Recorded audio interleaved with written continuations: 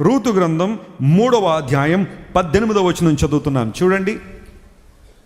ఆమె నా కుమారి ఈ సంగతి నేటి దినమున నెరవేర్చితేనే కానీ, ఆ మాట అండర్లైన్ చేసుకోండి, ఈ సంగతి నేటి దినమున నెరవేర్చితేనే గాని ఆ మనుష్యుడు ఊరకుండడు. స్తోత్రం చెప్పండి, హల్లెలూయా. ఈ వచనం చదివినప్పుడల్లా నాకు గూస్ బంప్స్ వస్తూ ఉంటాయి. నయోమి బోయజు గురించి ఇచ్చిన సాక్ష్యం ఏంటో తెలుసా? ఈ సంగతి నేటి దినమున నెరవేర్చితేనే కానీ ఆయన ఊరుకోడు. అంటే ఒక మాటలో చెప్పాలంటే ఆయన నిద్రపోవడంతే.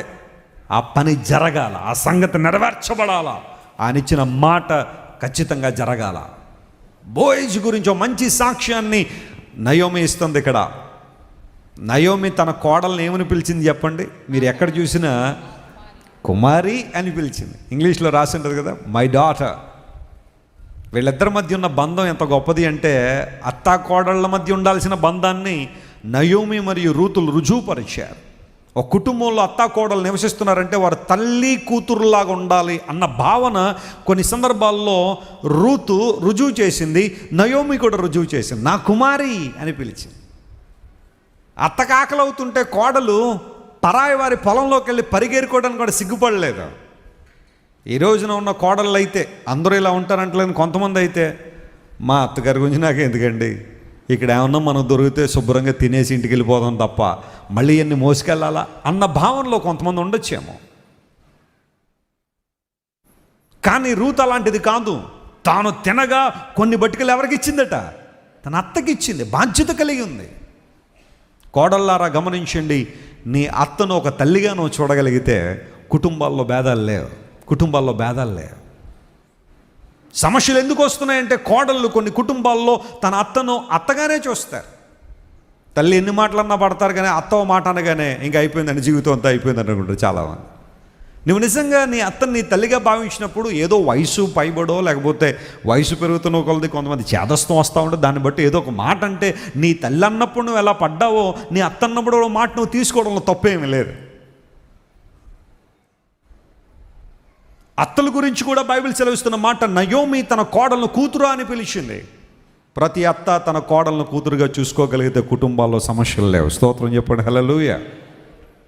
కొన్ని కుటుంబాల్లో కూతురుకి ఒక న్యాయం చెప్పండి, కోడలకి మరొక న్యాయం ఉంటుంది. కూతురు ఏది చేసినా రైట్ అంటారు, కోడలు ఏది చేసినా తప్పనే భావాలు కొన్ని కుటుంబాల్లో కనబడుతుంటాయి. అవి సరి చేయబడినప్పుడు, బ్రాడ్ మైండ్ ఉన్నప్పుడు, క్షమించే మనసు ఉన్నప్పుడు, అర్థం చేసుకునే మనసు ఉన్నప్పుడు.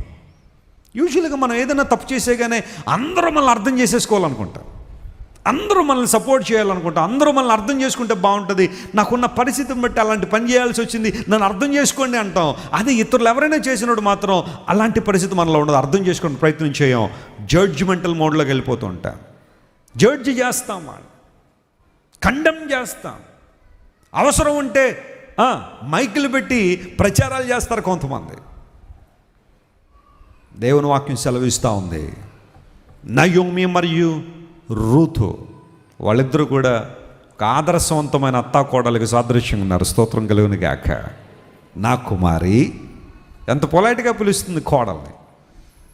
నా కుమారి, ఈ సంగతి ఈరోజు నెరవేరిస్తేనే కానీ అతడు ఊరుకోడు. బోయజు లక్షణం ఏంటో తెలుసా?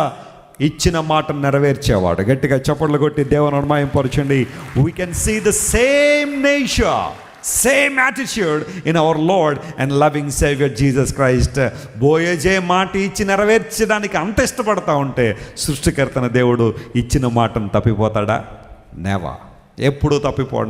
నువ్వు కంగారు పడాల్సిన అవసరం లేదు, నువ్వు బాధపడాల్సిన అవసరం లేదు. నా దేవుడు నన్ను మర్చిపోయాడని కానీ, నా దేవుడు నన్ను విడిచిపెట్టేసాడేమో అని కానీ, ఆయనను పట్టించుకోవట్లేదేమో అని కానీ, ఆయనను పట్టించుకుంటే ఈ కష్టం నాకు ఎందుకు వస్తుందని కానీ ఆ దేవుని మీద ఎప్పుడూ మనం నిందించడానికి వీల్లేదు. ఒకవేళ ఆయన చిత్తానుసారంగా, ఐఎమ్ రిపీటింగ్ అగైన్, ఆయన చిత్తానుసారంగా ఒక చిన్న శ్రమ నీ జీవితంలోకి వచ్చిన కొంచెం సహించు, ఎంతో గొప్ప బహుమానం దేవుడు నీకు ఇస్తాడు. హల్లెలూయా.